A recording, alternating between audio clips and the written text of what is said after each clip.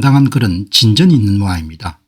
그런데 이제 어떤 종류의 협상안이 마련되느냐 이런 문제가 굉장히 중요한데 지금 보면은 이란은 내심 반기는 같고 이스라엘은 대단히 개강하고 그리고 미국의 보수 농객들이나 전문가들은 상당히 걱정을 하고 그렇게 보면은 대략 적당한 타협안을 준비하고 있구나 이런 생각이 듭니다. 현실 정치니까 우리가 생각한 것처럼 말끔한 그런 해결책이나 이런 부분을 기대하기 힘들지만 처음에 트럼프 대통령이 이란 전쟁을 시작할 때 공언하거나 약속했던 것하고는 상당히 거리가 있는 그런 타협안이 아마 추진이 되고 있는 것 같아요.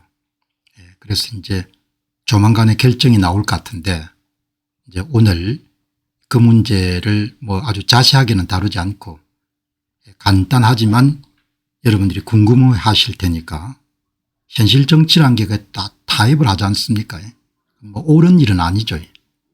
그래서 특히 이제 이스라엘 같은 경우는 뭐 미국이야 관찰자 입장인 것이고 이스라엘은 심각한 그런 안보 딜레마에 빠진 그런 상태인 겁니다. 그리고 이제 스페이스X가 상장이 돼 가지고 2조 달러를 넘었는데 지금 2조 달러에 그러니까 구주 스페이스X의 초기 투자자들이 갖고 있는 물량 가운데 5% 정도가 아마 유통이 된 모양입니다.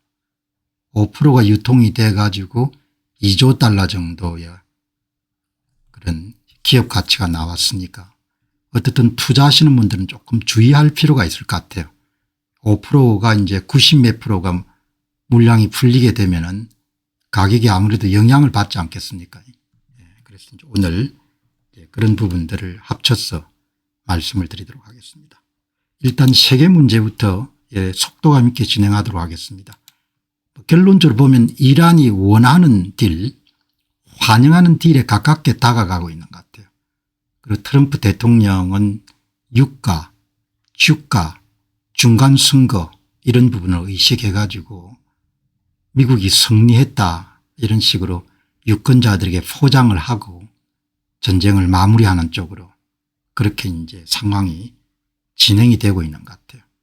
좀 긴 빠지는 이야기지만 뭐 그래도 정확하게 우리가 알고 있어야 되니까 이 문제를 그런 유대인으로서 미국 국적을 갖고 있는 한 분이 계속해서 추적하기 때문에 다른 이제 표면화되기 이전까지는 그런 기존 언론들이 다루지 않으니까 오늘 이분이 갖고 있는 생각을 타임라인을 따라가 보면은 대략 지금 미국하고 이란 측이 협상안을 마무리하는 그런 단계에 들어가 있고 이란은 표정 관리를 하고 그다음에 미국의 전문가들은 우려하고 이스라엘은 개강하고 그래서 대략 상세한 내용이 공개되지 않더라도 이란 측에 상당히 유리한 그런 종류의 합의안이 만들어지고 있구나 이렇게 볼 수가 있겠습니다.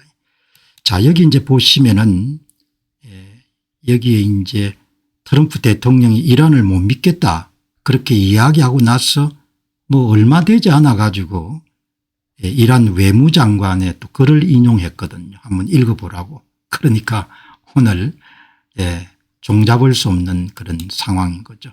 정말 혼란스럽습니다. 1시간 전까지만 하더라도 트럼프는 이란 정권을 믿을 수 없다고 말해놓고 그 SNS에 크게 글을 올렸지 않습니까?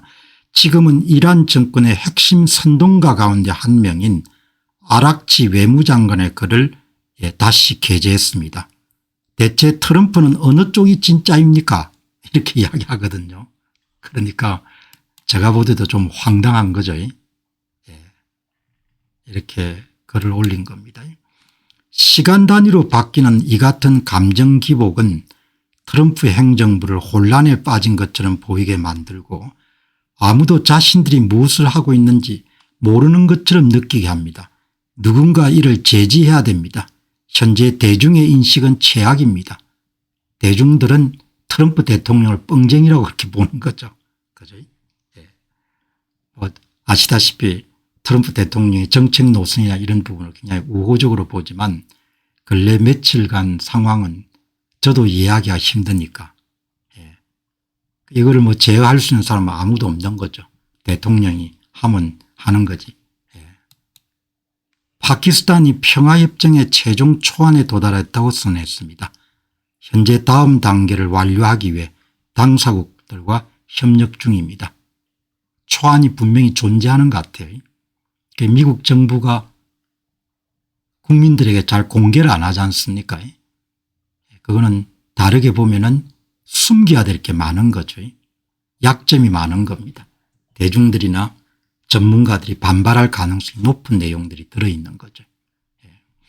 이스라엘 측의 이해에 따르면은 트럼프는 어떻게든 합의를 도출해내겠다는 단호한 의지를 갖고 있으며 이스라엘이 우리는 트럼프가 농축 우라늄을 아예 제거하는 대신에 단순히 희석하는 수준에서 만족해 버릴지도 모른다고 우려하고 있다. 다른 사람들은 전부가 관찰자지만 이스라엘 사람들은 이번 협상이 본인들의 생존과 관련된 사안이기 때문에 훨씬 민감한 거죠. 트럼프는 어떻게든 합의를 하려고 하는 겁니다. 전쟁할 의지가 일체 없는 겁니다. 그러니까 그동안 SNS 같은 데 올린 것은 그냥 폼을 잡은 거죠. 뻥을 친 겁니다. 그죠? 그러니까 이게 이제 확실하게 정리가 된 거죠. 이스라엘 사람들이 이해하는 것은 어떤 비용을 감수하고서라도 도널드 트럼프는 합의를 도출해내겠다는 거죠.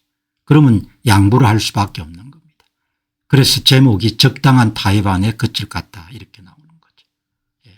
핵 문제도 그냥 대중들에게 포장해서 내가 핵을 제거했다 이렇게 생색만 나면은 그냥 그대로 밀어붙일 가짜입니다. 이스라엘 측의 이해가 좀 더 신뢰가 할 수 있는 거죠. NCB 뉴스는 이스라엘의 큰 그런 매체죠. 트럼프는 어제 네타냐후와의 통화에서 이것이 최종 합의안이며 아주 훌륭한 합의다. 이제 이 전쟁을 끝낼 때다. 네타냐후는 대화 도중에 별다른 말을 하지 않았다.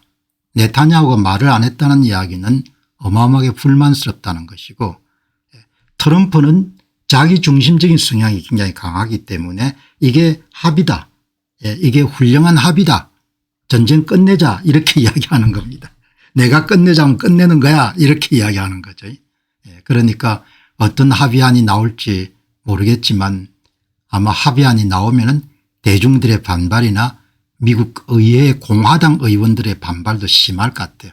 물론 공화당을 완전히 장악하고 있는 상태이기 때문에 아무튼 간에 트럼프다운 그런 방식으로 지금 일을 처리하고 있는 거죠. 미 정부 고위 관료는 기자들과의 전화 회견에서 다음과 같이 밝혔습니다. 우리는 수일 내에 합의 성명이 이루어질 것으로 기대합니다. 그러니까 합의한 초안은 일반 국민들이나 전문가는 전혀 모르는 겁니다. 그런데 그 초안이 이란이 반길만 하고 이스라엘이 격앙만 하고 미국의 전문가들이 우려할 만한 수준인 겁니다. 그러니까 나중에 나오더라도 상당 부분 반발이 있을 수밖에 없지 않겠느냐. 합의가 거의 가까워지고 있다 이렇게 볼 수 있는 건 뭐 중요한 것은 어떤 합의냐가 중요한 거죠. 이란 측에 어마어마하게 이런 많이 양보한 합의가 될 가능성이 높을 것으로 제가 여러 가지 정보나 이런 걸 정황을 볼 때 우리는 네타냐후 총리와 대화 중이고 대통령은 이제 비비와 통화했습니다. 우리는 이스라엘 측이 이번 합의의 세부 조항들을 확인하고 미국이 조치를 취하기 이전에 이란이 먼저 약속한 물품들을 인도해야 된다는 점을 이해하게 된다면 이를 안심하고 수용할 것이라는 느낌입니다. 이스라엘 분위기는 완전히 다른 거죠. 그러니까 미국 측이 이란 방송이 여러분들 노출한 내용하고 상당히 근사하고 뭐 거기에 이제 핵 관련된 사안이 한두 문장 들어가는 모양입니다. 그러니까 이번에 트럼프 대통령은 지지층들한테서 많은 그런 신뢰를 잃어버린 거죠. 이번 합의의 결과로 그 어떤 국가도 자위권을 포기하지 않을 것이며 만약 이란이 이스라엘을 공격한다면 우리는 이스라엘이 대응하지 않고 가만히 있을 것이라고 생각하지 않는다. 이거는 뭐 미국 관리가 이야기할 필요가 없지 않습니까? 이스라엘 사람들이 바보 천치인데 이란한테 이런 미사일 맞고 가만 터지고 앉아 있겠습니까? 농축 물질의 폐기에 대한 합의가 이루어졌으므로 이스라엘도 협조할 것으로 보인다. 그러니까 만일에 이런 농축 물질 폐기에 대한 합의가 진짜로 여러분들이 이루어지면은 이스라엘 환영하겠죠. 그런데 이스라엘은 왜 이런 시쿠뚱하고 있습니까? 이란은 미국과의 전쟁을 거치며 더욱 강해졌습니다. 핵 문제는 추후 단계에서 논의될 것이고 이란 외무장관 주장입니다. 그러니까 핵 폐기를 위해서 노력하겠다. 이 정도 구두 약속하고 돈도 풀어주고 자산도 풀어주는 방향으로 아마 갈 모양입니다. 미국의 요구사항들을 받아들일 수 없는 것들이 있습니다. 미국과의 양해각서는 체결될 것이고 체결될 거라는 거잖아요. 이렇게 여러분들 표정 관리하면서 좋아하는 겁니다. 이란 측이. 이란 측이 왜 좋아하겠냐. 뻔하지 않습니까? 미국이 양보를 많이 하니까 좋아하는 거죠. 레바논을 포함한 모든 전선의 전쟁이 종식될 것이고 헤즈볼라를 다 살려주자는 이야기죠. 그 이스라엘 사람들이 이러면 어떻게 받아들이겠습니까? 지금 인구의 20% 정도가 이런 집을 떠나갔다 남부 중부에서 피난 생활을 하고 있는데 이란이 선호하는 유일한 옵션은 농축 우라늄을 희석하는 것입니다. 아무튼 합의에서 초안 나오면은 미국이 벌컥 뒤집어질 것 같아요.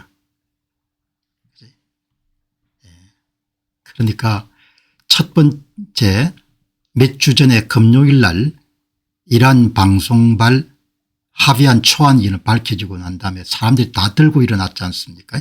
똑같은 상황인 것 같아요. 그러나 이제 트럼프 대통령은 유가 주가 중간선거 때문에 어떻든 체면을 세우는 선에서 전쟁을 마무리해야 된다는 게 확고한 것 같아요. 그러면 뻥이나 좀 많이 치지 말든지. 사람이 너무 시럽지 않습니까? 39번이나 그냥 석기 시대를 만들겠다 그냥 다 날려버리겠다 이러고 온갖 종류의 뻥을 치고 난 다음에 지금 와가지고 그죠?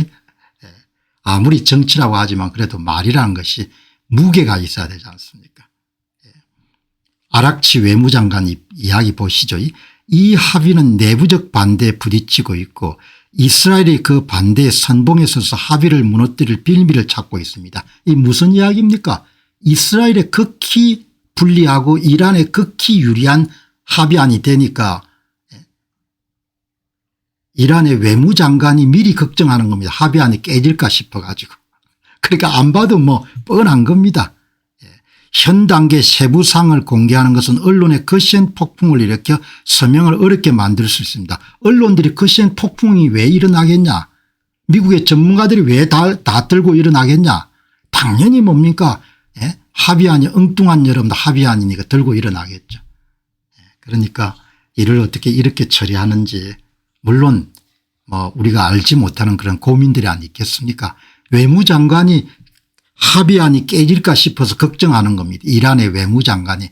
이 영악하고 달고 다른 이란의 외무장관이 걱정할 정도니까 어떤 안이라는 겁니까. 이란이 엄청나게 좋은 안이라는 거죠.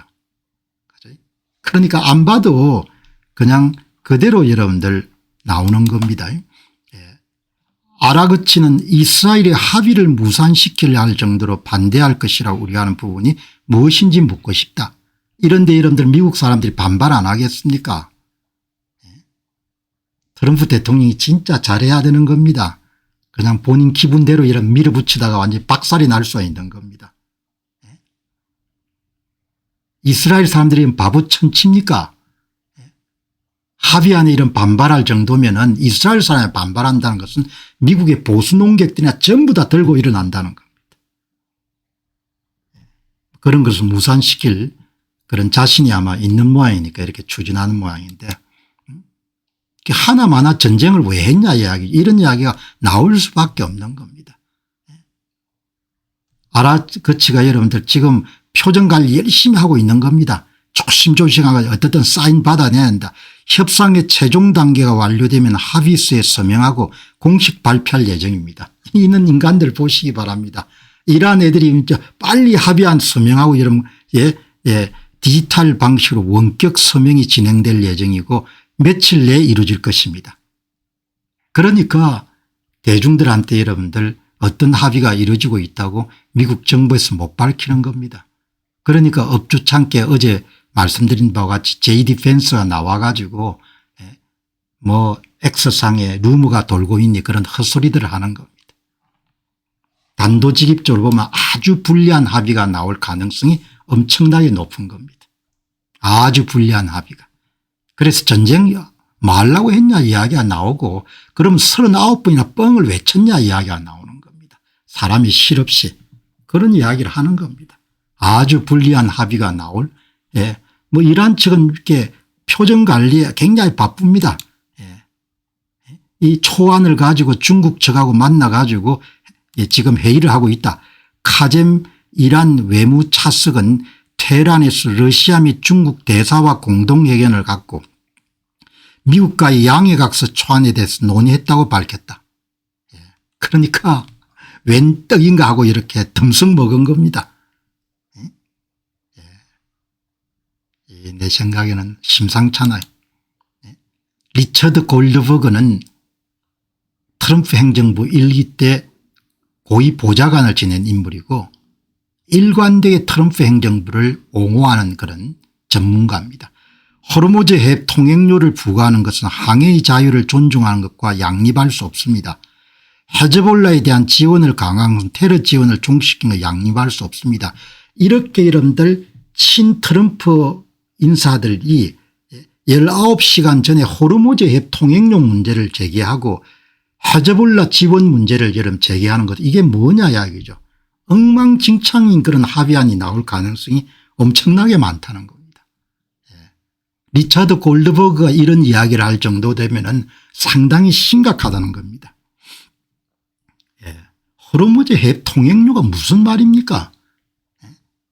전쟁을 왜 했냐 이야기. 전쟁을 해가 여러분 호르무즈 해협 통행료를 만든다는 이야기이지 않습니까? 그러니까 세상에 믿을 놈이 한 놈도 없는 겁니다. 정치하는 인간들은 다 미국이나 한국이나 매 마찬가지인 것 같아. 그죠? 지금 전부 다 여러분들 힘을 합쳐가지고 이렇게 났으니까 마크 레빈 미국의 보수농계의 거의 대표주자니까 이분이 지금 상황을 어떻게 보고 있는지를 보면은 대략 지금 우리가 갖고 있는 추측이나 가설 이런 부분을 정리할 수가 있겠죠. 그죠? 이제 코인 포기하셨습니까? 정신 말을 좀 하면은 좀 말을 할 때하고 안 할 때하고 코바르닌 좀 말을 할 때하고 안 할 때 지금 시사 문제 다루는 거지. 코인은 또 무슨 코인입니까? 비트코인이면 비트코인이지. 사람들이 그렇게 여러분들 그냥 무례하냐 이야기죠. 방송 이제 앞으로 보지 마세요. 비트코인이든 뭐든 간에. 정신들이 그렇게 없어가지고 그냥 한참 방송하고 있는데 코인 방송 이제 중단하셨습니까? 수준이 어떻게 그렇게 밖에 안 되냐 이야기죠. 에휴, 인간들 참. 죄송하기는 뭐가 죄송합니까?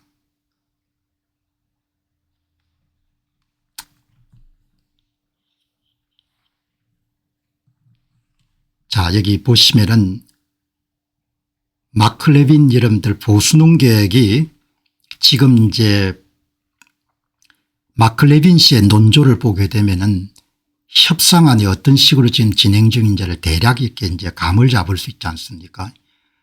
지금 이제 조금 전에 제가 여러분에게 말씀드렸던 것과 같이 마크 레빈 씨도 그렇게 보는 모양입니다. 정부 내에 있는 우리 친구들에게 제가 여러분에게 주는 좋은 조언이 있습니다. 특정 언론인들 불러가지고 익명 브리핑 하지 마시고 미국 국민들에게 직접 브리핑 하시기 바랍니다. 숨길 게 그렇게 많습니까? 이렇게 묻는 겁니다. 미국의 이런 대표 보수 농객이 얼마나 이런 언짢았으면은 일부 언론사 기자들 불려가지고 여론 돌리기 위해 가지고 브리핑 하지 말고 국민들한테 이 정도 됐으니까 지금 이런 합의안이 지금 진행 중이다 이렇게 이야기하라는 겁니다. 여기 이런 깔려있는 복선이 뭡니까? 숨길 게 뭐가 그렇게 많냐 이 이야기인 겁니다. 숨길 게. 당신들 숨길 게 뭐가 그렇게 많냐. 그렇게 숨길 게 많으면 나오면은 국민들이 내내 트럼프님 잘하셨습니다. 내내 그렇게 여러분들 받아들이겠냐. 이런 마크 레빈 씨는 도널드 트럼프 대통령을 굉장히 지지하는 인물입니다. 그런 인물들한테는 이런 볼멘 소리가 나오는 겁니다. 그냥 대통령 하고 싶은 대로 그냥 밀어붙이다가 한 방 맞는 수가 있는 겁니다. 내가 볼 때는 좀 불길한 겁니다. 여론이 심상치 않은 거죠. 이렇게 완전히 우군들입니다. 완전히 우군 입장에서 여러분들 이런 이야기가 나오는 겁니다. 대단히 중요한 메시지죠. 트럼프 측근에 있는 젊은 친구들 정신 차려라. 당신들 언론사 기자들 몇 명 불려가지고 브리핑한다고 해결될 사안이 아니다. 그걸 전한 사람이 합의하고 난 다음에 아주 어려울 것 같다 그런 이야기를 하지 않습니까? 익명 인터뷰를 보고. 그죠? MOU 양해각서 대통령의 소셜 게시물과 벤스 부통령의 공식 비공식 발언들에 기반해 볼 때 양해각서가 체결될 것이 거의 확실해 보입니다. 사인할 것 같다 이야기죠. 그런데 트럼프 임기 중인 향후 몇 년뿐만 아니라 그 이후까지 합의 이행을 보장하기 위해서 이것을 어떻게 강제할 것인가에 대한 논의나 보도는 거의 보이지 않습니다. 어떤 합의가 유지될 수 있을지 혹은 유지될 것인지를 결정합니다. 만약 이란 정권이 합의를 위반한다면 우리는 어떻게 할 겁니까? 어떤 대안이 있습니까? 적들과 그들의 대리 세력인 레바논 남부의 헤즈볼라가 매일같이 휴전협정을 위반하고 있습니다. 어떻게 할 겁니까? 그렇게 묻지 않습니까? 마크 레빈 씨의 팍스뉴스 여러분들 보도는 트럼프 대통령도 자세히 보는데 어떻든 정도를 그려야 되는 거죠.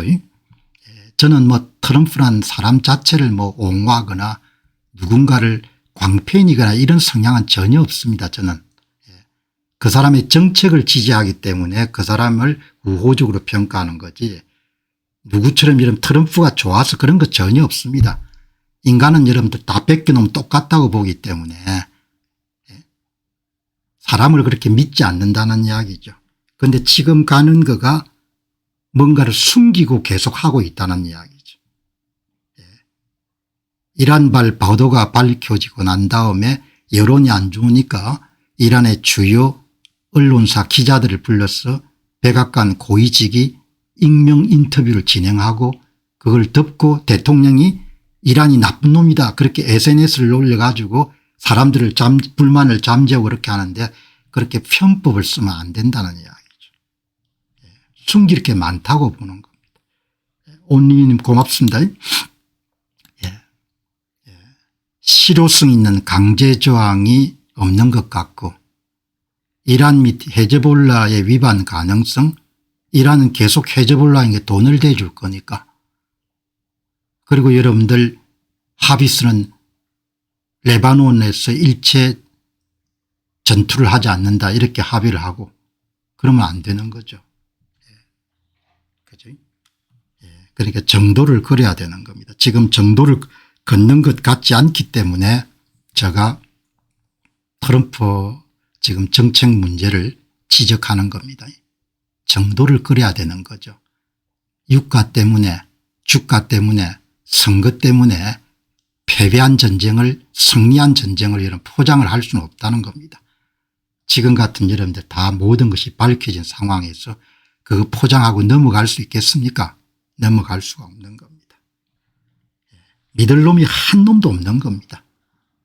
그렇게 정치하는 놈들은 믿을 수는 없는 겁니다. 지난 5년간 제가 뼈아프게 이런 배운 것이 정치하는 놈들 가운데 믿을 놈은 한 놈도 없는 겁니다. 진짜 한 놈도 없었던 것 같아요. 그죠? 여러분 이스라엘 상황이 상당히 심각합니다. 이스라엘 사람들은.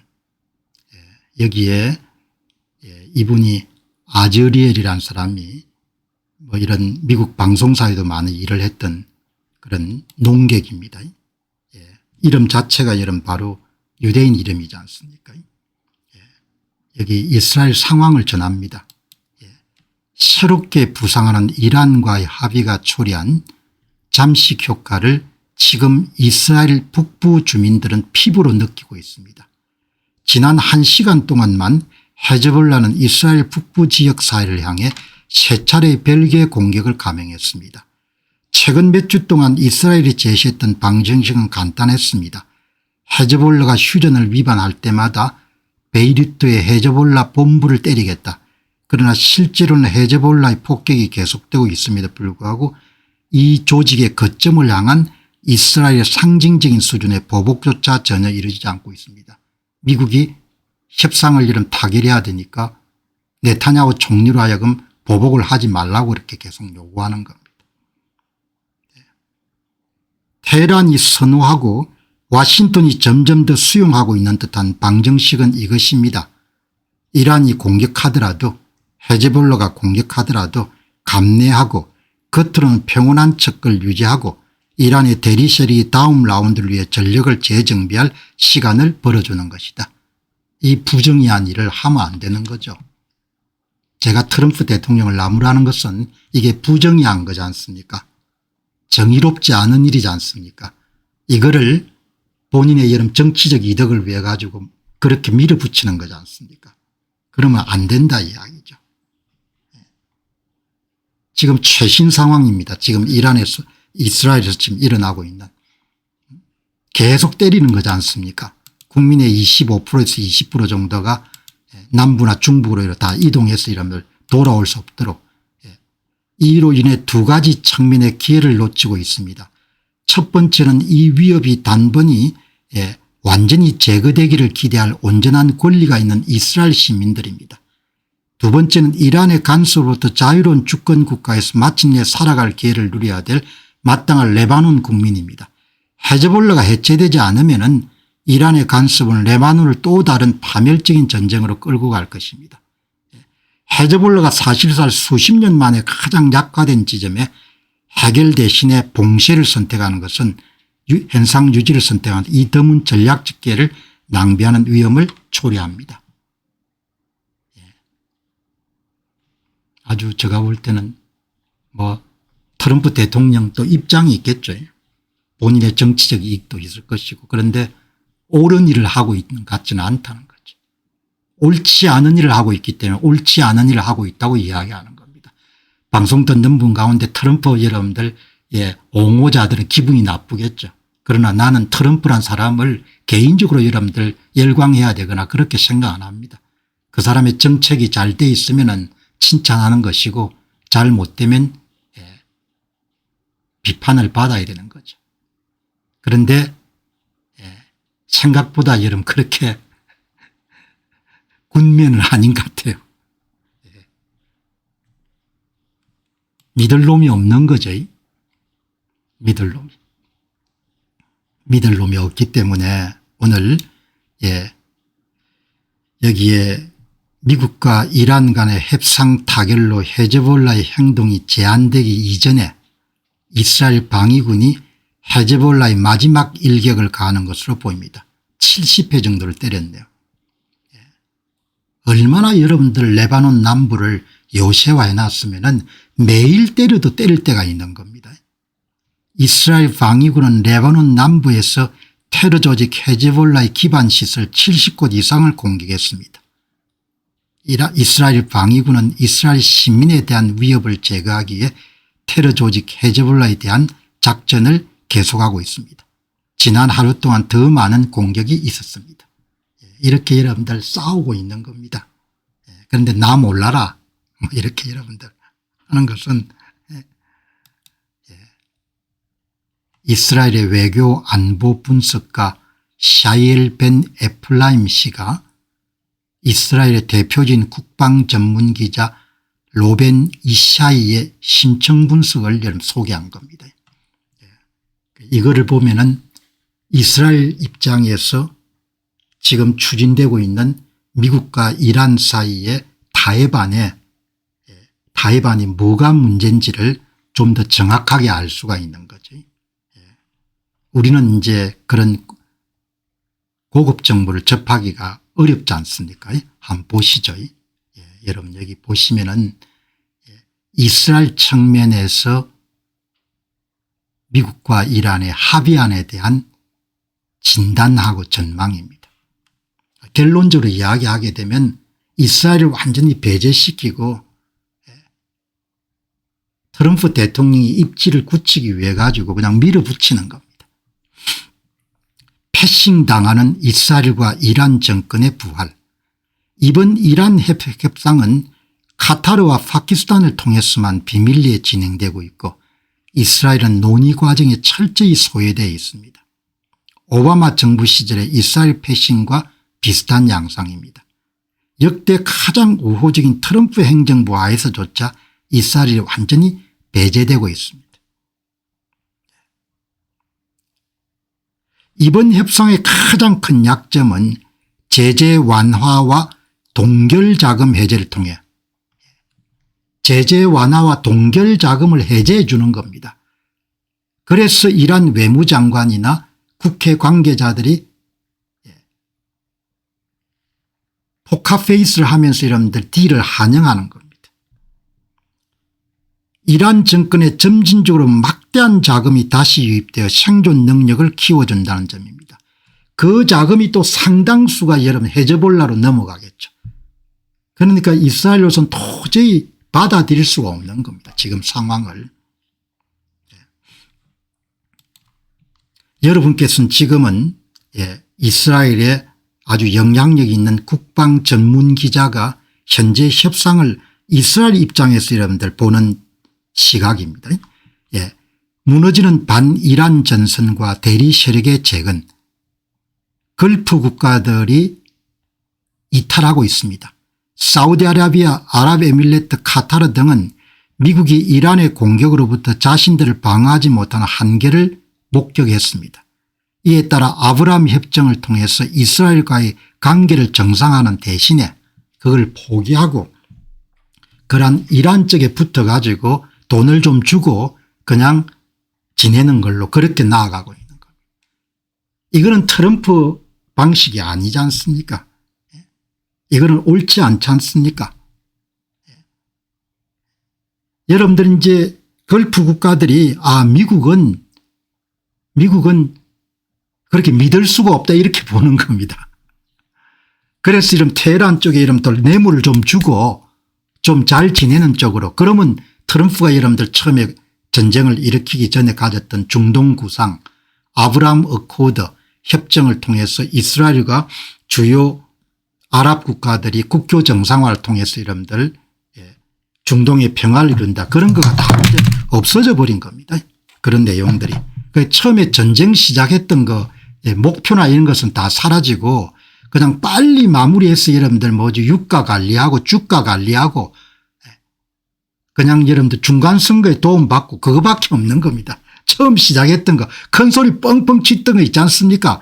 핵 제거하고 전체 이런 우라늄 시설 폐기하고 이런 건 다 없어져 버린 겁니다.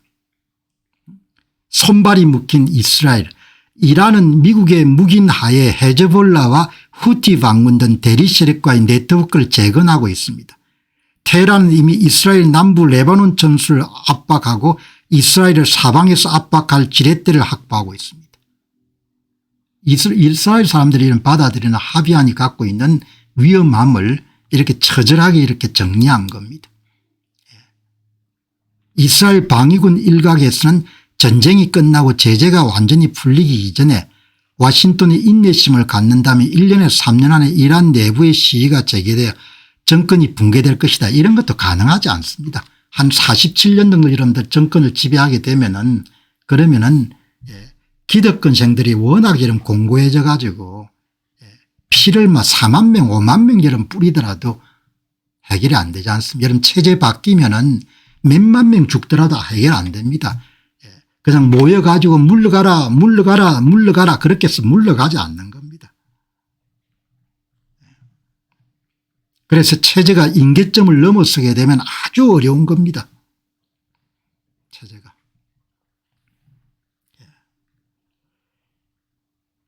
이제 이스라엘이 가진 유일한 실질적 협상 카드는 레바논입니다. 이스라엘 국방부는 리타니 강을 건너 보포트 능선과 나파티에를 점령했고 헤즈볼라의 핵심 요새인 나파론 포 터널 시스템을 파괴했습니다. 이스라엘은 이 레바논 점령지를 카드로 활용해서 미국 이란 합의를 무산시키거나 이스라엘이 유리하게 내용을 좌우하려고 고심하고 있습니다. 매일 여러분들 이스라엘 방위군을 방문해 보면은 계속 전쟁이 세 군데에서 일어나고 있지 않습니까? 오늘도 보면은 레바논 310명 여러분들 죽이고 310곳 여러분들 폭격하고 80명 테러리스트를 죽이고 가자에서 하마스 이름 20명을 죽이고 유다 사마리아에서 여러분들 50명을 체포하고 그러지 않습니까? 정치인들은 한 놈도 믿을 놈이 없는 겁니다.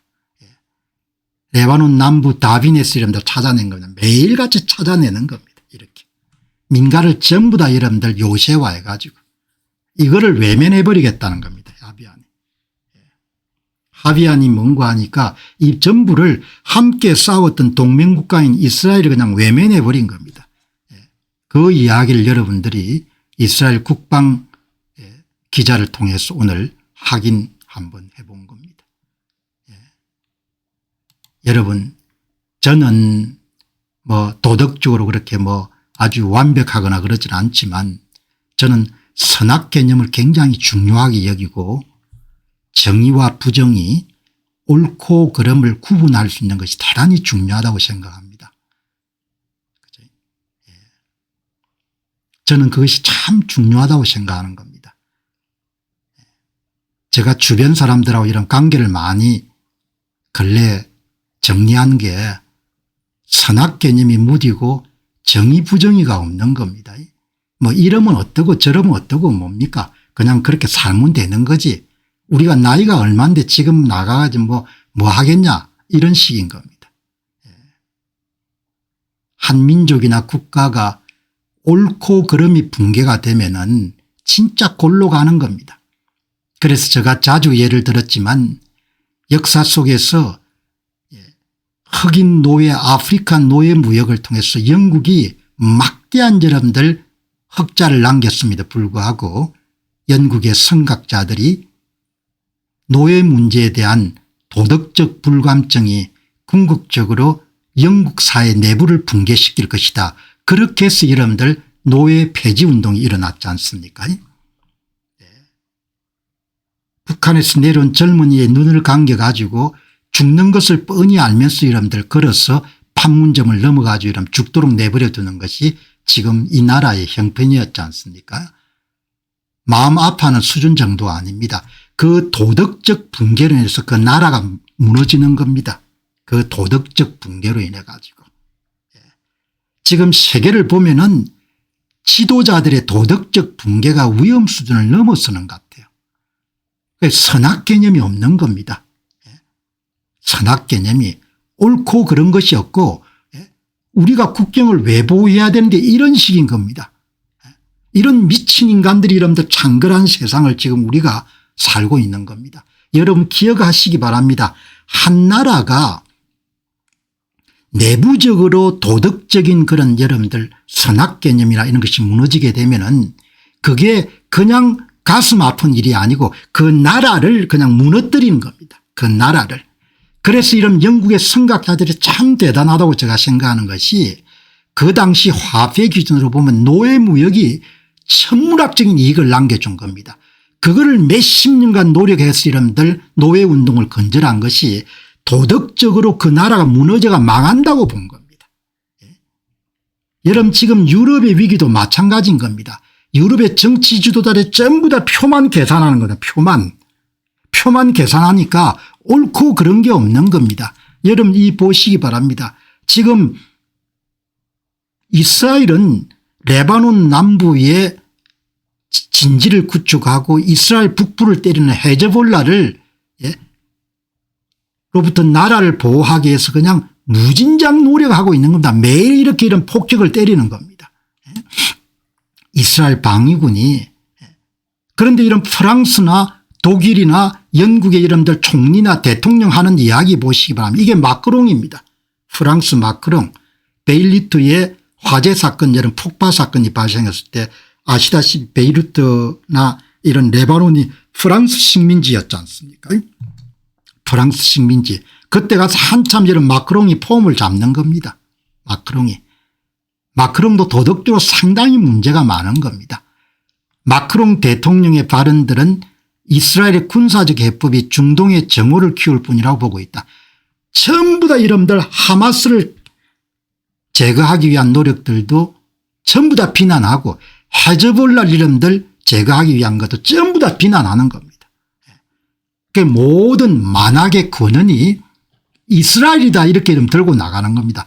도저히 제가 맨정신으로 그 사람들을 바라볼 수 없는 거 진짜 사회가 여러분들 세상이 악마들의 이름들 천지가 돼버린 겁니다. 가자 지구에 대한 마크롱 비난 보시기 바랍니다. 가자 지구에서 이런 방식의 군사작전을 지속하는 것은 완전히 역효과를 낳을 뿐입니다. 그러면 어떻게 할 건데 군사작전 안 하면은 가자 지구에 이런 민가에 숨어가 이런 터널에 숨어 가지고 로켓하고 여러분들 드론을 계속 때리는데 어떻게 여러분들 이스라엘 사람들이 자기를 보호할 건데 이스라엘은 지역 내에서뿐만 아니라 전 세계 모든 대중의 여론 속에서 스스로의 이미지와 신뢰들을 완전히 파괴하는 이런 미친 이야기를 하는 겁니다. 누가 프랑스의 마크롱이 유럽 지도자 대부분이 다 이런 식인 겁니다. 도덕적으로 완전히 붕괴된 상태인 겁니다. 프랑스는 학교 피난민 대피소 인도주의적 지원가 및 유엔 직원을 표적으로 삼는 모든 공격을 규탄한다. 이스라엘 사람들이 심심풀이 땅콩 때문에 여러분들 이스라엘 방위군이 여기를 때리겠습니까? 숨어서 민가에 숨어서 공격을 하니까 때리는 거지 않습니까? 이것뿐만 아니고 여기에 헤즈볼라도 계속 여러분들 헤즈볼라가 이스라엘 공격하는 것은 입 다물고 이스라엘 헤즈볼라를 제거하기 위해서 레바논을 때리는 것은 맨날 공격하는 겁니다. 최근 우리는 문명의 전쟁이나 수호해야 될 문명에 대해 많은 이야기를 나누고 있습니다. 하지만 나는 우리 스스로 야만주의를 심음으로써 문명을 방어할 수 있다고 확신하지 않습니다. 이스라엘은 야만인이고 헤즈볼라는 문제가 없다고 생각하는 겁니다. 이렇게 여러분들 도덕적인 선악 개념이 명확하지 않으면 진짜 문제가 발생하는 겁니다. 한국 사회도 굉장히 경종이죠. 이스라엘은 레바논에 대한 영토적 야욕을 반드시 버려야 됩니다. 아니 이스라엘이 레바논에 대해서 영토적 야욕을 어떻게 가지냐 이야기죠. 레바논은 결코 제2의 가자가 지구가 아니 레바논 땅에서 여러분들 이스라엘 북부를 향해서 계속해서 드론을 때리니까 당연히 여러분들 때려야 되는 거죠. 헤즈볼라의 무장 중단은 레바논을 스스로 이루어야 됩니다. 레바논이 정부가 이런 무력해 가지고 헤즈볼라를 대항할 수 없는데 뭘 헤즈볼라 문제를 레바논 정부가 해결하겠습니까? 여러분 여기에 오늘 제가 이 말씀을 드리는 것은 얼마나 미친놈들이 많은지 오늘 월스트리트 저널에 대표 사설에 뭐가 나왔는 거 아니까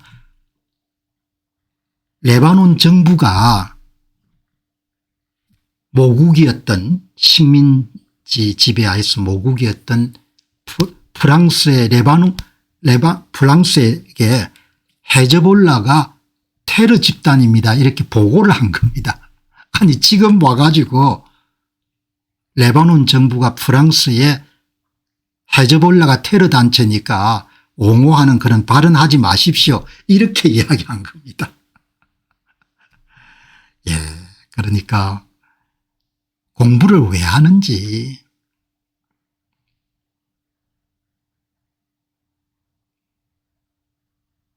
선악 개념이 이런 무너지면 진짜 나라 망합니다. 예. 저는 여러분들 한국의 선악 개념이 무너진 것을 목도로 한 거지 않습니까? 야, 이거는 진짜 대책이 없구나. 다른 사람들과 좀 다르게 본 겁니다. 임계점을 넘었었구나 이렇게 본 겁니다. 베이루트가 파리에 헤즈볼라에 대한 진실을 전했다. 이게 오늘 월스트리트저널 여러분들 대표 논술입니다. 뭔고 하니까 핵심이 프랑스 정부가 헤즈볼라를 옹호하는 발언 좀 하지 말라는 겁니다. 테러 단체니까. 그죠? 헤즈볼라를 군사적 분파와 정치적 분파로 분리해 바라보던 프랑스의 이분법적 접근법을 완전히 폐기돼야 됩니다. 헤즈볼라는 합법적 정치 세력이 존재하지 않으며 오직 이란의 직접적인 지휘와 전폭적인 지원을 받는 단일 테러 단체입니다. 이렇게 레바논 정부가 알려준 겁니다.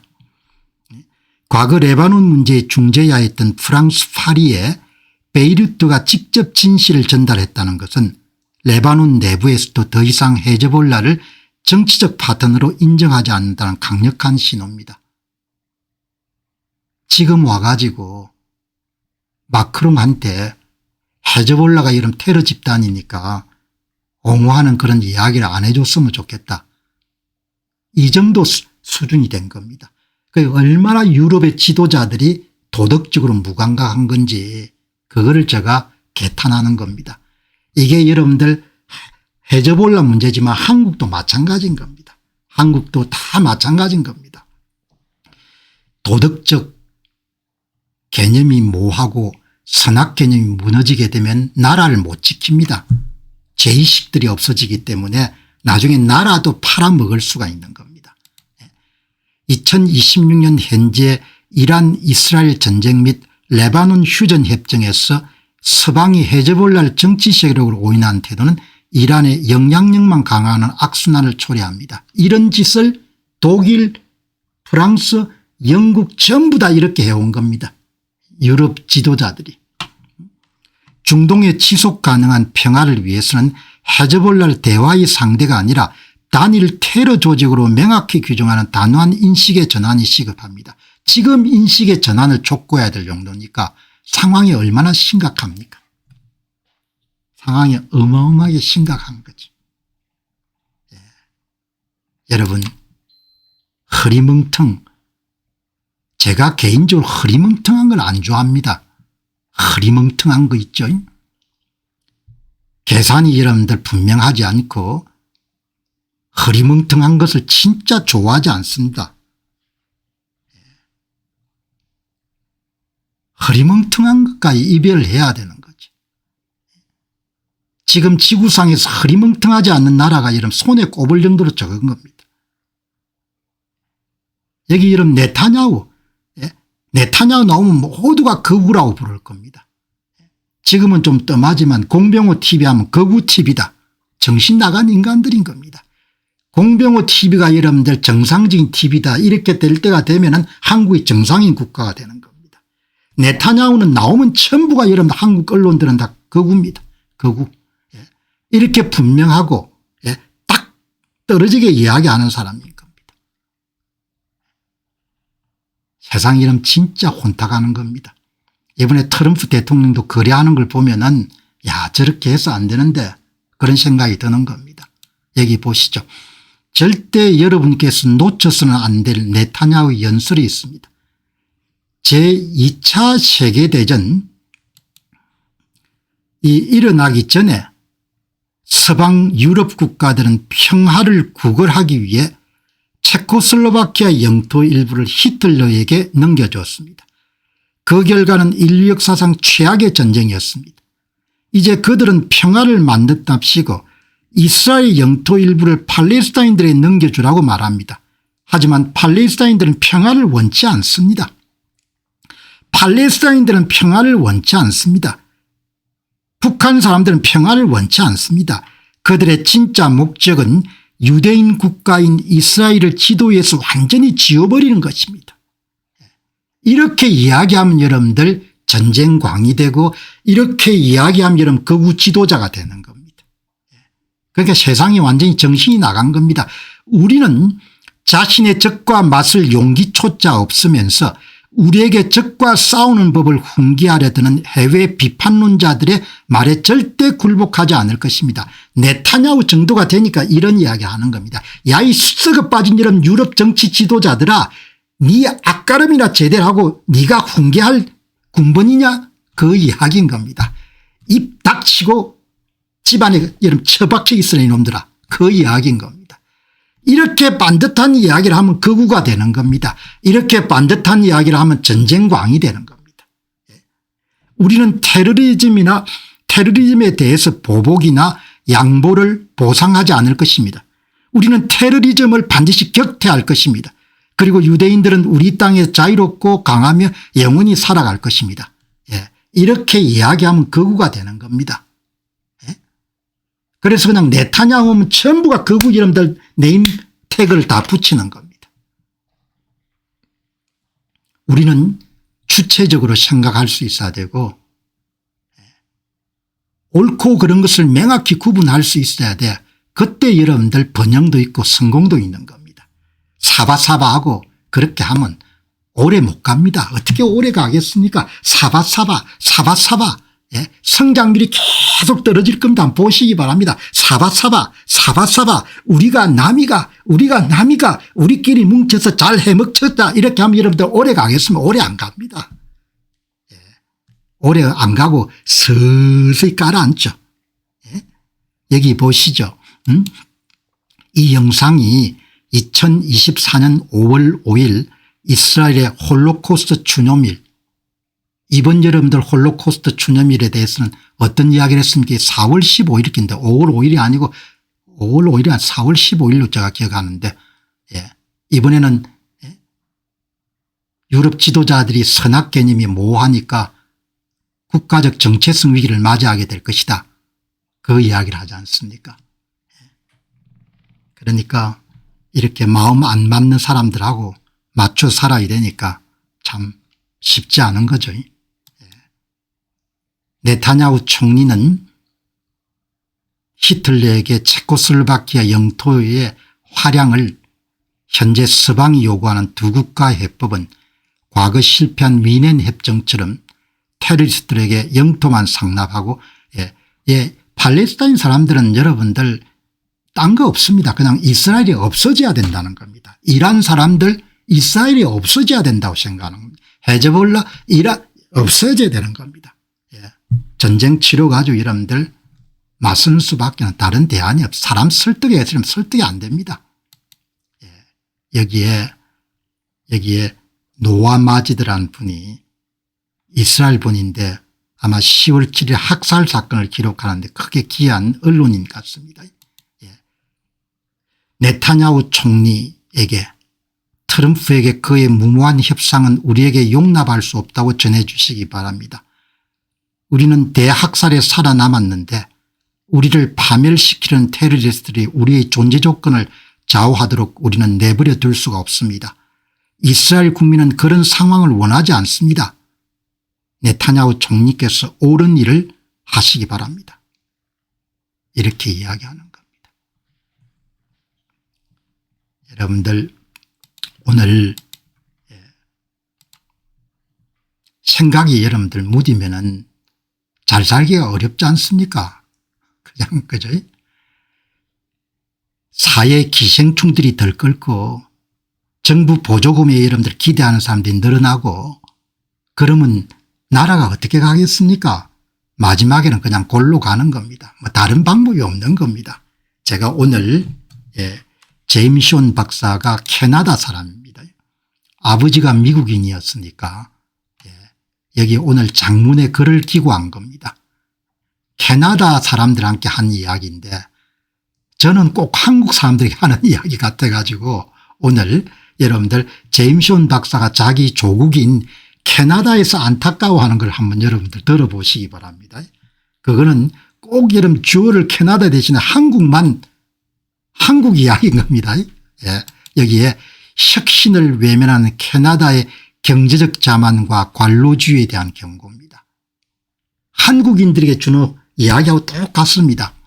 이번에 일론 머스크가 크게 성공을 해가지고 스페이스X가 상장돼서 상장 첫날 2조 1,000억 불 정도의 시장 가치를 올리니까 여러분 아시죠? 남아프리카 공화국에서 트럼프 일가가 일론 머스크 일가가 처음에 캐나다로 왔지 않습니까? 캐나다에 잠시 있다가 그다음에 미국으로 옮기거든요. 그러니까 아메리칸 드림을 만들어준 나라가 미국인 겁니다. 그러니까 이 일론 머스크의 성공을 바라보는 시각이 캐나다에 좀 착잡할 겁니다. 저런 사람이 캐나다에서 크게 성공할 수는 없다는 걸 본인들도 알기 때문에.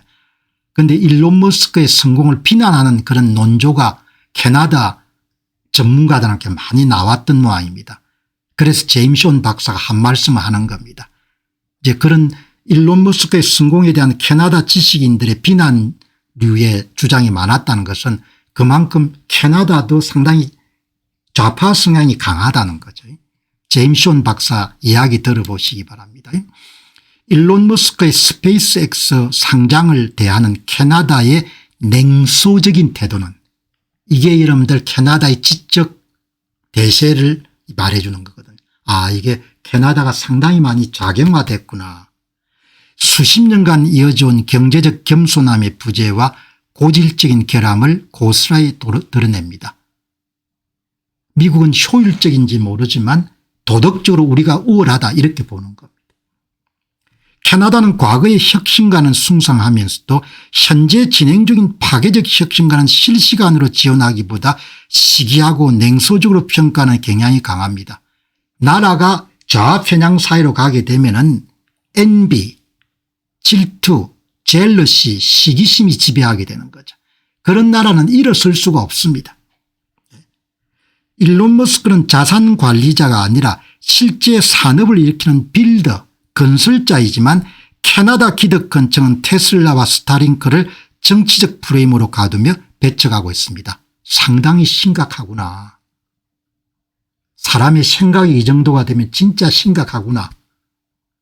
우리가 캐나다 사정을 속속들이 알 수가 없는데 제임스 온 박사 캐나다 이야기를 들려주니까 야, 이 캐나다도 이렇게 지적으로 굉장히 문제가 많구나. 지적으로 문제가 많다는 이야기는 성장이 잘 안 될 수밖에 없다는 겁니다. 캐나다 경제제재는 생산성과 산업 확장 대신에 규제 포획, 금융공학, 부동산 자산 인플레이션만 최적화되어 글로벌 경쟁력을 잃어가고 있습니다. 만드는 사람은 점점 줄어드는 겁니다. 뜯어먹는 사람은 많아지고 위험을 회피하고 안주하려는 태도를 바뀌지 않는다면 캐나다는 미래 산업이 다른 국가에서 일어나는 것을 무력하게 지켜보게 될 것입니다. 사회가 개방적이고 경쟁지향적이고 혁신적이고 이런 식으로 나아가야 여러분들 혁신가들이 등장할 수 있는 거죠. 그러니까 이런 이야기만 보다가 캐나다 사정을 잘 모르지만 캐나다 지금 상황이 어떻게 돌아가는지 대충 아는 거죠. 게임이 안 되는 겁니다. 모든 자본이 미국으로 갈 수밖에 없는 거죠. 규제 많고 정부 사이즈 이름 크고 세금 높이고 이렇게 하면 여러분들 갈 수가 없는 거죠. 여기 보시기 바랍니다. 저의 규칙은 간단합니다. 일론 머스크를 거스르는 배팅을 하지 마시기 바랍니다. 캐나다는 거의 반사적으로 일론 머스크하고 이런 반대되는 길을 갑니다. 일론 머스크가 참 장하다. 야, 우리도 어떻게 여러분들 저런 사업가들을 나오도록 만들 수 있을까. 이렇게 긍정적인 쪽의 분위기가 나와야 되는 거죠.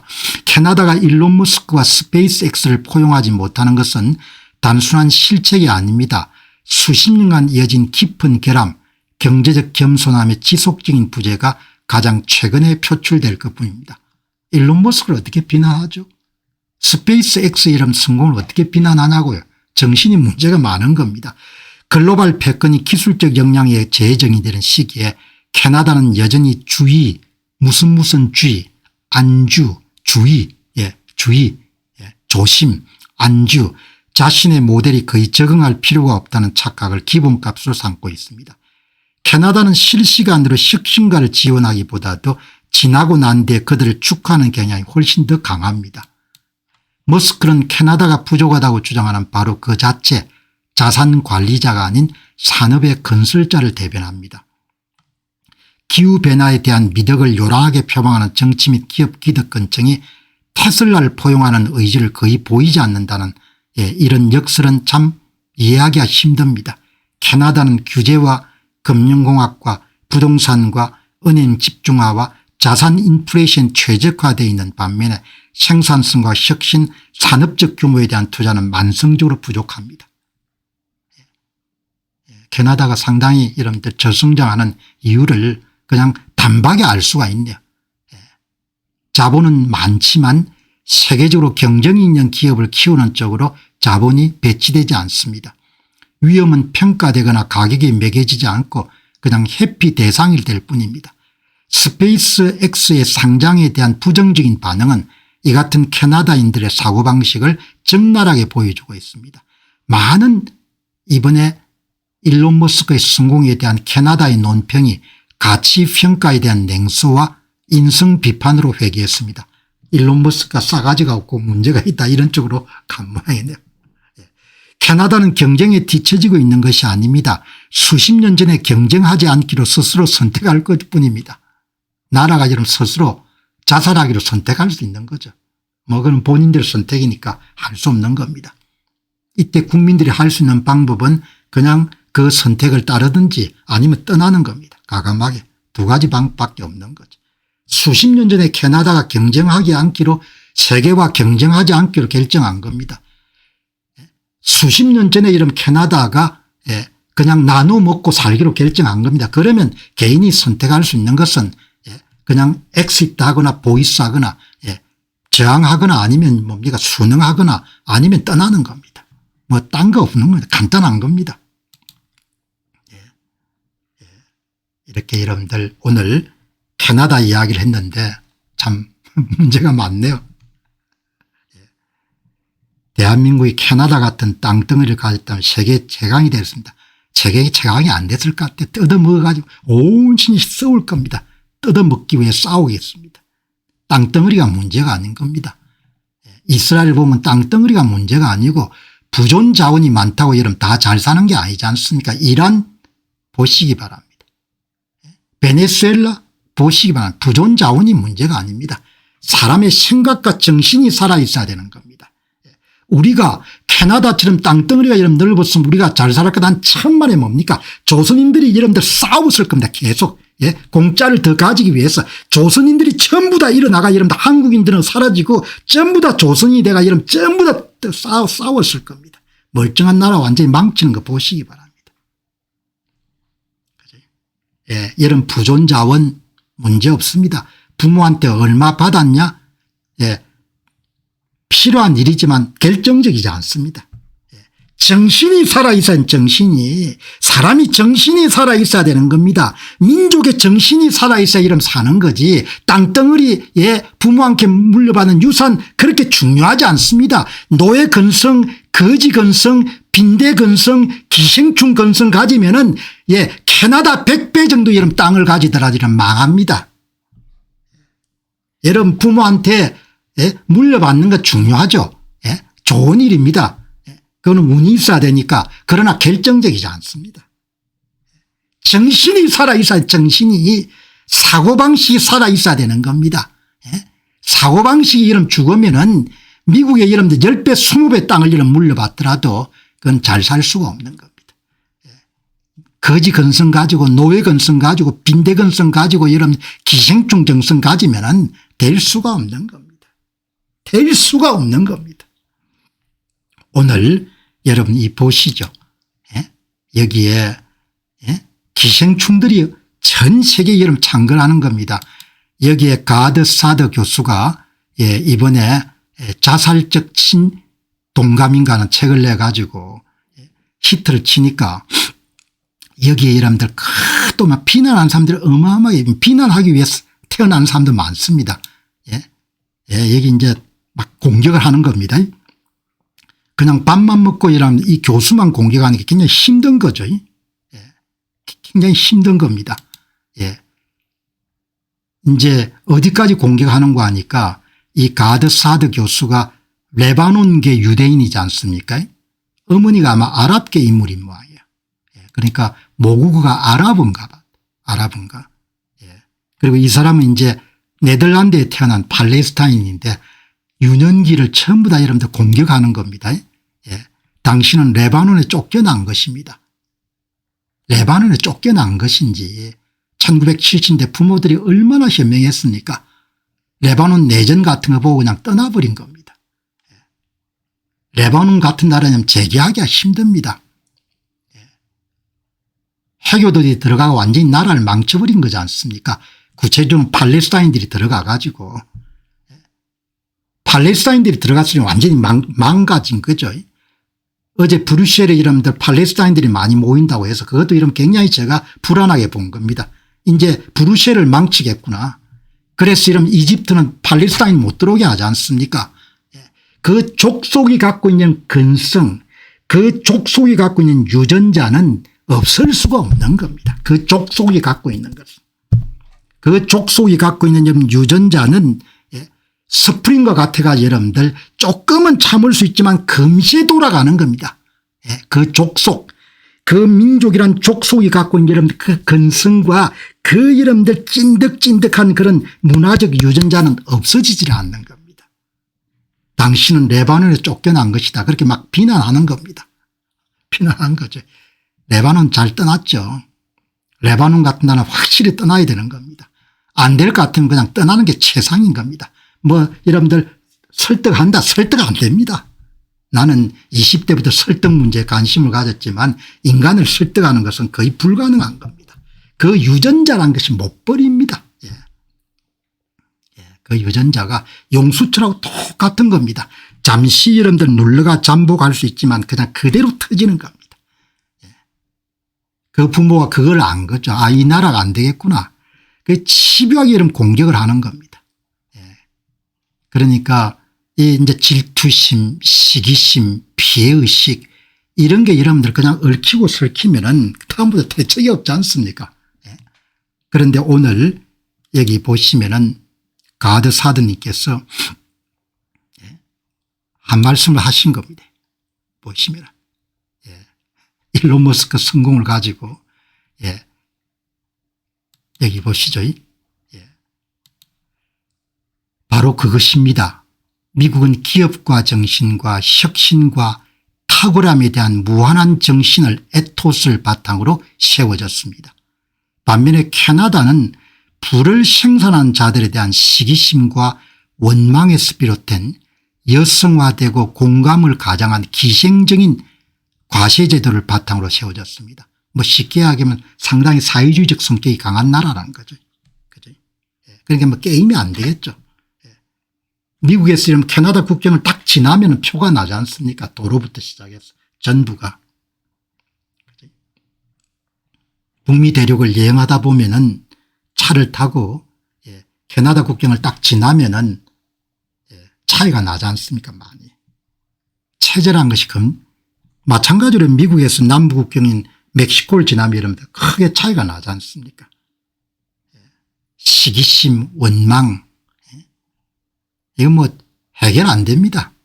이거는 해결되기가 불가능하고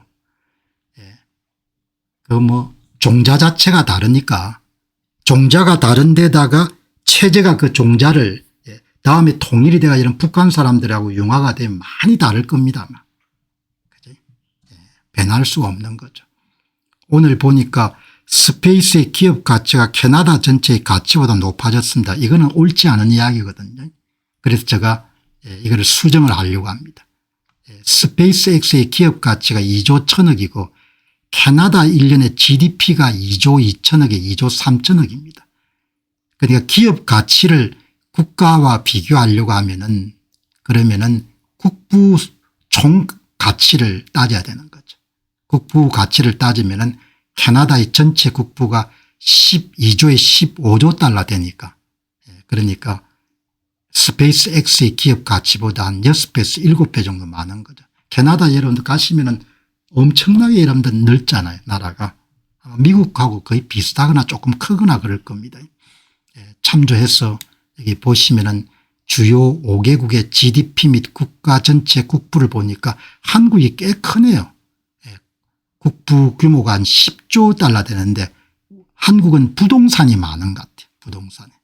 부동산이 여러분들 가라앉으면 국부도 줄어들겠죠.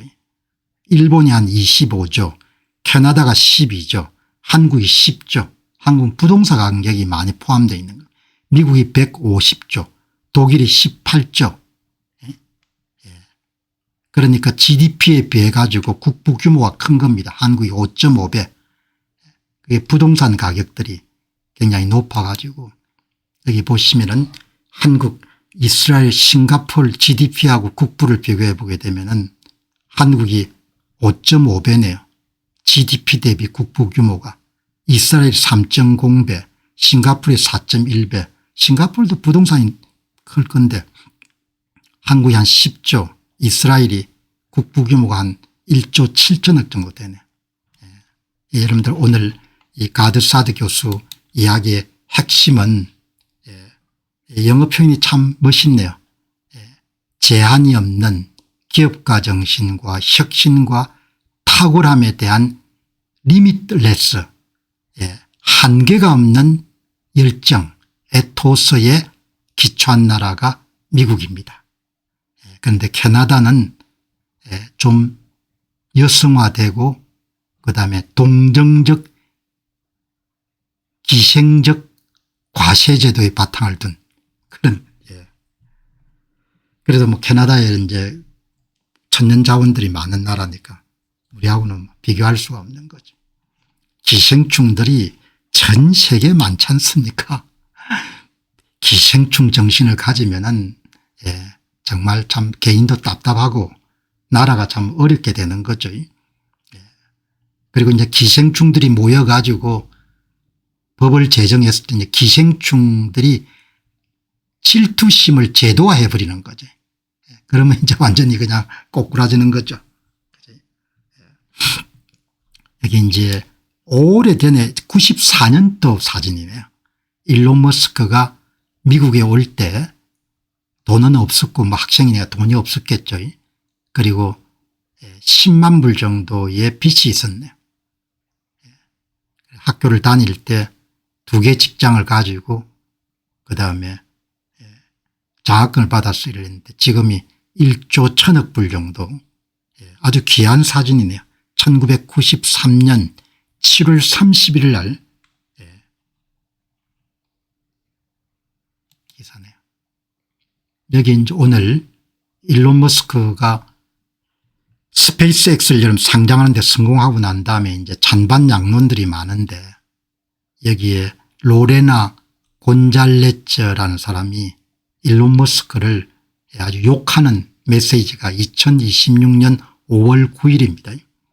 그다음에 일론 머스크가 메시지가 수용됐습니다. 2020년 5월 10일 민주당 국회의원이었습니다. 그리고 나서 텍사스로 옮기죠. 미국은 참 복받은 나라입니다. 왜냐하면 50개 나라의 연합체이기 때문에 사업하는 사람들이 영 못 참겠으면은 그러면 옮기면 되는 거죠. 회사를 옮겨버릴 수가 있는 겁니다. 텍사스처럼 보수적인 색채가 강한 곳으로 옮겨버릴 수가 있으니까 여기 이 간단한 트윗이 캘리포니아에게 수십억 달러의 세금 손실과 수익과 직업을 날려버렸습니다. 이렇게 일론 머스크가 욕을 한 겁니다. 이게 여러분들 뭐 어김없이 민주당입니다. 미국의 민주당 로레나 곤잘레스 플래처 AFL-CIO니까 노동단체 회장이네요. 전 하원 의원. 이 여성은 미국의 노동운동가이자 정치가인 로레나 곤잘레스 프레처입니다. 노동자 권리 보호를 강력하게 주장하는 사람이니까 코로나19 팬데믹 때 캘리포니아의 알라메다 카운티 정부가 공장 폐쇄를 단행하자 테슬라의 프리몬트 공장의 가동을 강제 폐쇄하니까 일론 머스크가 반발했고, 여기서 이제 주정부하고 지방정부가 공장 재가동을 막으니까 테슬라 분사업 미래사업을 텍사스로 이전해버린 거죠. 정신 나간 사람들입니다. 미국인들은 식료품과 휘발유 값을 감당하기에 허덕이는 동안 일론 머스크는 억만장자가 되고 있습니다. 일론 머스크가 억만장자가 되는 거하고 미국 사람들이 여러분들 열심히 생활비 버는 거하고 무슨 여러분들 관계가 있는 겁니까? 게빈 뉴섬 캘리포니아 주지사 이런 사람들도 한심한 거죠. 오늘 여러분 텍사스의 주지사가 일론 머스크한테 고맙다고 트윗을 올렸더군요. 그리고 캘리포니아 주지사 게빈 뉴섬한테도 고맙다고 당신이 내쫓아가 여러분들 일론 머스크가 텍사스로 옮기게 돼서 너무 고맙다고. 이거 안 바뀝니다. 저는 이런 게빈 뉴섬이 좋습니다. 자 이제 우리 어떻게 해야 될까요? 평생 여러분들 이렇게 좌파 사상이나 노동운동을 팔아가 사는 겁니다. 이 머리가 바뀔 수가 없는 겁니다. 이 보시기 바랍니다. 게빈 뉴섬이 좋다는 겁니다. 뭐 누구 머리는 누구밖에 안 보이니까. 미국인들이 식료품과 휘발유 값을 감당해 허덕이는 거하고 일론 머스크가 여러분들 부자 되는 게 무슨 관계가 있냐. 일론 머스크 부자 되면 세금 더 많이 낼 건데 연방정부가 매수되면 부자들은 더욱 부유해지고 나머지 사람들이 피해를 봅니다. 이 시스템은 불공정합니다. 이런 게빈 뉴섬 같은 사람이 민주당 여러분들 주자로 대통령 선거에 나올 가능성도 있고 하니까 참 완전히 내가 볼 때는 엉망진창 인간인 거죠. 생긴 건 멀쩡하게 다 생겨가지고. 이게 여러분들 뉴욕의 무슬림 만다니 시장 부자에게 세금을 부과해야 되는 첫 1조 번째 이유입니다. 스페이스 주가가 급등하는 거하고 이런 부자한테 세금 때리는 건 무슨 문제가 있냐. 도저히 제가 볼 때는 이런 미친 사람들이 권력을 잡고 여러분들 영구집권하게 되면은 거들 나는 것은 뭐 시간 문제지 뭐 벗어날 길이 없는 겁니다. 자, 여러분 저 오늘 투자 문제 들어가도록 그렇게 하겠습니다. 시간이 조금 경과됐네. 자, 투자